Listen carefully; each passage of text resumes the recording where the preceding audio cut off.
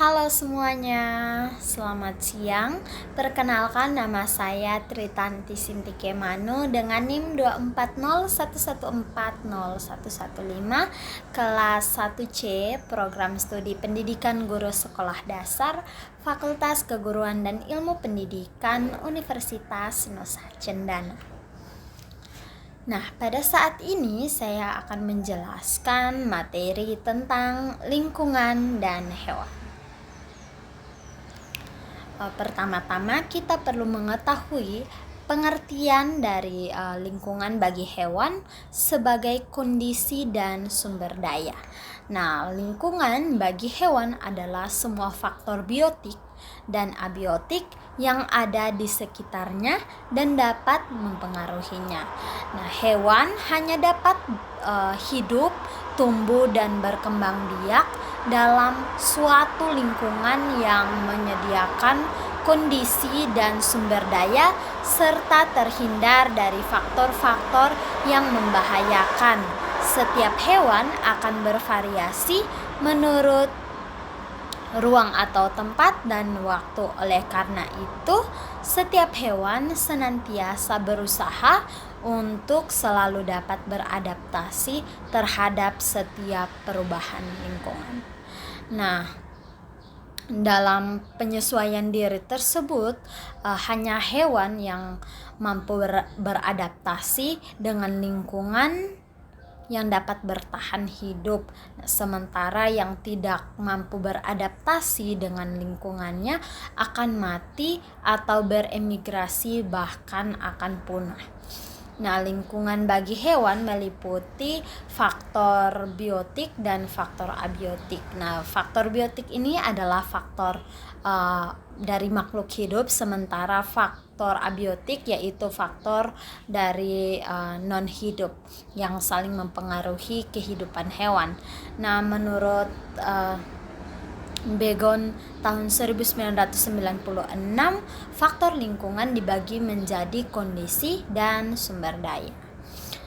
Poin yang kedua yaitu hewan sebagai organisme heterotrof. Nah, dalam konsep rantai makanan, hewan ditempatkan sebagai konsumen, sedangkan tumbuhan itu sebagai produsen. Nah, hal ini karena hewan tidak dapat mensintesis makanannya sendiri dari bahan anorganik di lingkungannya. Nah, untuk memenuhi kebutuhannya akan bahan-bahan organik berenergi tinggi guna menyediakan energi untuk aktivitas hidup dan menyediakan bahan-bahan untuk membangun tubuhnya, hewan hanya dapat mengambil bahan organik dari makhluk hidup lain, baik tumbuhan atau hewan lain. Nah, karena itulah hewan disebut sebagai makhluk hidup yang heterotrof. Nah, berdasarkan tipe makanannya, hewan dapat dibagi menjadi 3, yaitu yang pertama hewan holozoik. Hewan holozoik ini adalah hewan yang makan makanan padat. Yang kedua yaitu hewan saprozoik, yaitu hewan yang memakan bahan organik yang sudah mati dan terurai. Yang ketiga yaitu parasitik, yaitu hewan yang menghisap cairan tubuh organisme inangnya. Oke, poin yang ketiga yaitu hewan ektotermi atau poikilotermi. Nah, hewan ektotermi adalah hewan yang untuk menaikkan suhu tubuhnya memperoleh panas yang berasal dari lingkungan. Dalam kaitannya dengan hal yang sama, hewan yang tubuhnya berubah sesuai dengan perubahan suhu lingkungan disebut hewan poikilotermi, yang dalam istilah lain disebut hewan berdarah dingin. Nah, ini berarti bahwa hewan-hewan tersebut panas tubuhnya dapat bergantung pada sumber panas dari lingkungannya. Contohnya yaitu semua hewan kecuali aves dan mamalia. Poin keempat yaitu hewan endotermi atau hewan homeotermi. Nah, hewan endotermi adalah kelompok hewan yang dapat mengatur produksi panas dari dalam tubuhnya untuk mengonstankan atau menaikkan suhu tubuhnya. Hewan homeoterm adalah hewan yang dapat mengatur suhu tubuhnya sehingga selalu konstan berada pada kisaran suhu optimumnya. Nah, hewan-hewan homeotermi ini dalam kondisi suhu lingkungannya yang berubah-ubah, suhu tubuhnya itu tetap konstan. Nah, hal ini karena hewan-hewan ini mempunyai kemampuan untuk mengatur suhu tubuhnya melalui produksi panas atau disebut dengan laju metabolisme dalam tubuhnya sendiri. Nah, hal ini terkait dengan sifat endotermi. Contohnya yaitu golongan Aves dan mamalia termasuk kita yaitu manusia. Oke. Poin yang kelima yaitu hubungan hewan dan lingkungan biotik. Nah, dalam ekosistem hewan berinteraksi dengan lingkungan biotik yaitu hewan lain, tumbuhan serta mikroorganisme lainnya. Nah, interaksi tersebut dapat terjadi antar individu, antar populasi dan antar komunitas. Nah, faktor-faktor biotik yang mempengaruhi kehidupan hewan adalah sebagai berikut. Yang pertama yaitu habitat dan komunitas. Setiap organisme di bumi menempati habitat tertentu. Nah, dalam habitat terdapat berbagai jenis organisme yang membentuk komunitas. Nah, komunitas ini berinteraksi dengan lingkungan abiotik, membentuk ekosistem yang saling mempengaruhi. Yang kedua yaitu ekosistem. Nah, kan tadi komunitas berinteraksi dengan lingkungan abiotik membentuk ekosistem. Nah, kalau ekosistem adalah unit lingkungan hidup yang mencakup hubungan fungsional antara makhluk hidup atau komponen biotik dan lingkungan abiotik. Nah, ekosistem terdiri dari komunitas yang berinteraksi dengan lingkungan fisik seperti air, udara, dan tanah. Yang ketiga yaitu interaksi biotik di dalam ekosistem. Hewan berinteraksi dengan komponen biotik lainnya seperti tumbuhan, hewan lain, dan mikroorganisme. Nah, interaksi ini terjadi antar individu, populasi, dan komunitas dalam ekosistem. Yang keempat yaitu produsen atau autotrof. Nah, organisme autotrof atau produsen ini seperti tumbuhan. Nah, tumbuhan ini mampu menghasilkan bahan organik dari bahan anorganik melalui fotosintesis. Nah, proses ini sangat penting karena menjadi sumber energi bagi organisme lain dalam ekosistem. Yang kelima yaitu konsumen atau heterotrof. Nah, organisme heterotrof atau konsumen ini tidak dapat membuat makanannya sendiri.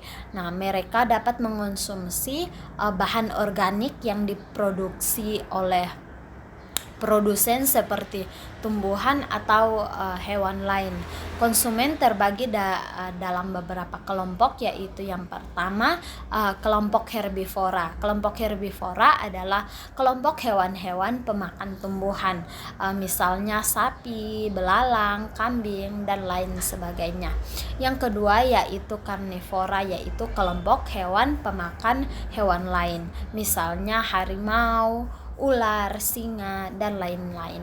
Yang ketiga yaitu omnivora, yaitu kelompok hewan pemakan tumbuhan dan hewan, misalnya yaitu tikus. Yang berikut yaitu detritivora, yaitu pemakan bahan organik mati, misalnya cacing, tanah, dan rayap. Yang keenam yaitu predator. Predator adalah organisme yang berburu dan memakan organisme lain yang masih hidup. Contoh predator adalah harimau yang memangsa rusa atau burung burung pemangsa yang menangkap serangga. Yang ketujuh yaitu parasit. Nah, parasit hidup pada inangnya dan mengambil zat makanan dari tubuh inangnya.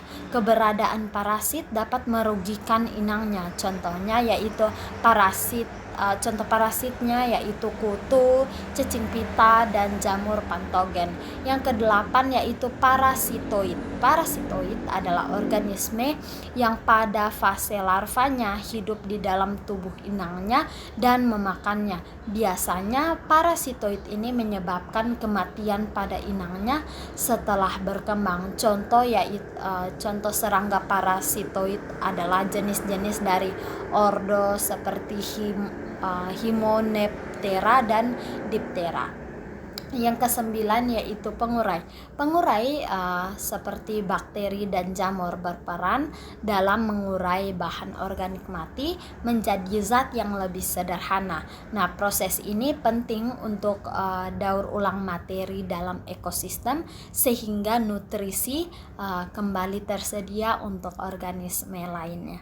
Yang ke-10 yaitu mikrobivora. Mikrobivora adalah organisme yang memakan mikroflora seperti bakteri dan jamur. Organisme ini berperan dalam penguraian bahan organik dan siklus energi dalam ekosistem. Poin yang ke-6 yaitu intraspesifik dan interspesifik. Nah, hubungan timbal balik antara dua individu dalam suatu jenis organisme disebut intraspesifik dan hubungan antara dua individu yang beberapa jenis disebut interspesifik. Nah, hubungan-hubungan ini meliputi yang pertama yaitu kompetisi.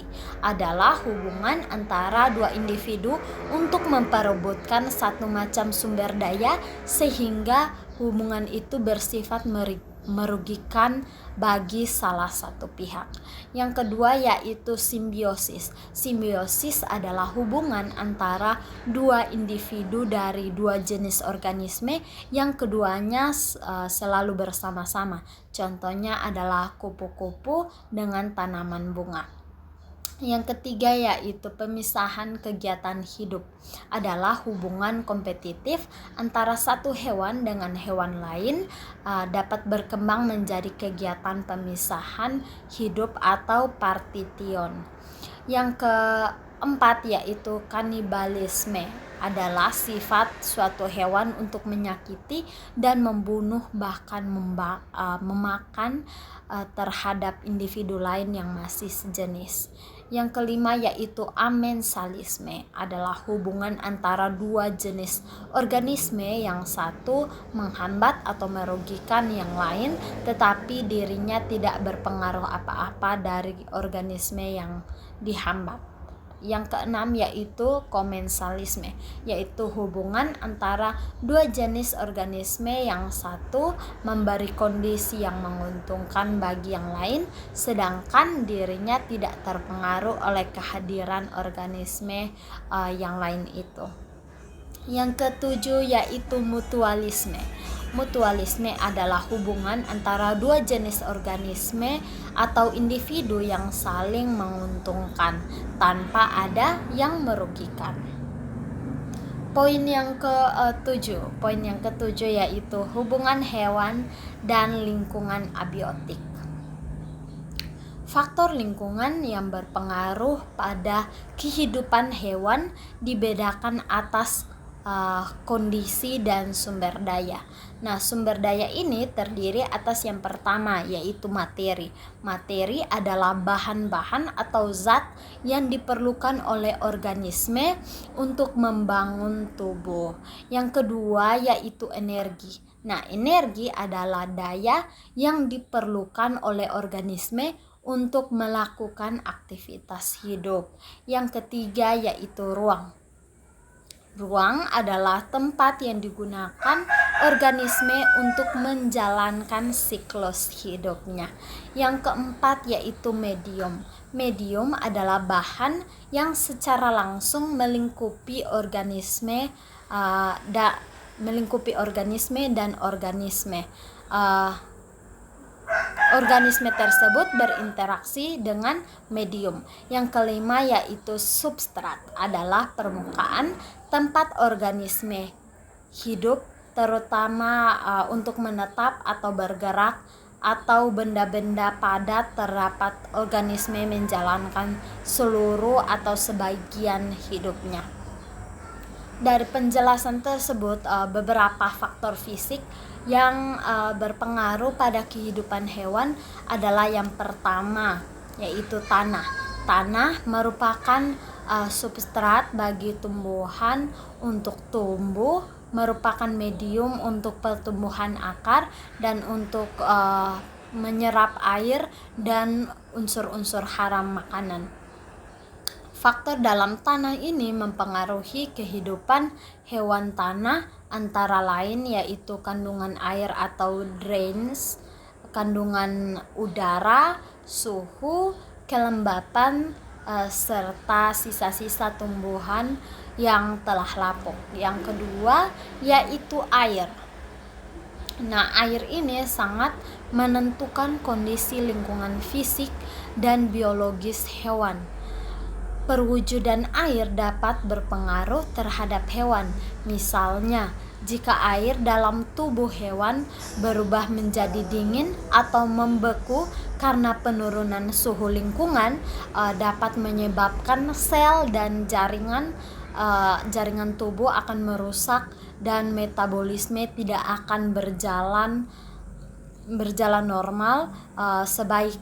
Begitupun sebaliknya, jika penguapan air yang berlebihan dalam tubuh hewan menyebabkan tubuh hewan itu kekurangan air. Yang ketiga yaitu temperatur.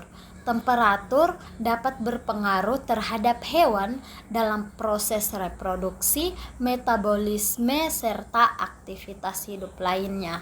Nah, suhu optimum adalah batas suhu yang dapat ditolerir oleh hewan. Lewat atau kurang dari suhu tersebut dapat menyebabkan hewan terganggu bahkan menuju kematian karena tidak tahan terhadap suhu. Yang keempat yaitu cahaya. Nah, cahaya dapat mempengaruhi hewan, misalnya warna tubuh, gerakan hewan, dan tingkah laku. Yang kelima yaitu gelombang arus dan angin. Kehidupan hewan juga dipengaruhi oleh arus dan angin. Nah, hewan dapat hidup di lingkungan air mengalir menghadapi resiko hanyut karena adanya aliran dan arus air. Demikian juga hewan yang hidup di darat dan udara menghadapi arus angin. Yang keenam yaitu pH. Nah, sebagian besar hewan akuatik terhadap menyukai pH kisaran 6,5 sampai 8,0. Nah, nilai di luar kisaran ini akan membuat organisme stres dan menyebabkan sejumlah efek buruk. Misalnya, tingkat reproduksi dapat menurun. Nah, dari penjelasan saya dari awal hingga akhir tentang lingkungan dan hewan, dapat saya simpulkan bahwa lingkungan hewan terdiri dari faktor biotik dan abiotik yang saling berinteraksi. Hewan harus menyesuaikan diri dengan perubahan kondisi lingkungan untuk dapat beradaptasi hidup.